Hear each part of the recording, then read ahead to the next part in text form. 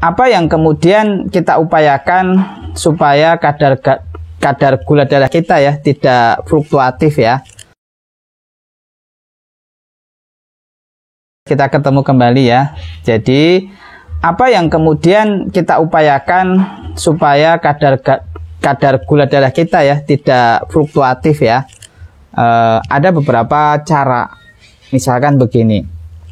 Pada penderita diabetes itu jangan sampai terjadi atau bekerja keras yang menyebabkan faktor kelelahan itu berat ya.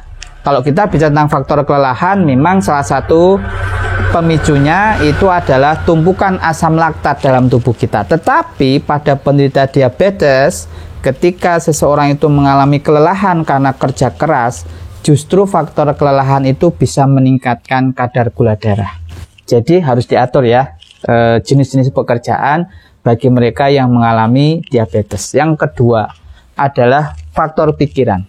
Bagi penderita diabetes yang pikiran itu dalam kondisi stres, ya, ini juga meningkatkan kadar gula darahnya. Artinya pandai-pandai kita bisa untuk mengurangi faktor pemicu stres. Jadi kita pandai-pandai mengatur pikiran kita atau mengendalikan pikiran kita. Kemudian yang ketiga adalah ketika terjadi suatu bentuk infeksi pada penderita diabetes, agen infeksi ini juga bisa memacu naiknya kadar gula darah. Jadi kita kalau sedang flu, kemudian kita ngecek kadar gula darah kita, mesti kadar gula darah kita di atas normal. Kenapa? Karena itu respon dari agen infeksi ini mampu meningkatkan kadar gula darah. Maka bagaimana supaya kita tidak terlalu banyak lelah? Mari kita atur jenis pekerjaan dan intensitas pekerjaan itu, termasuk supaya kita tidak stres.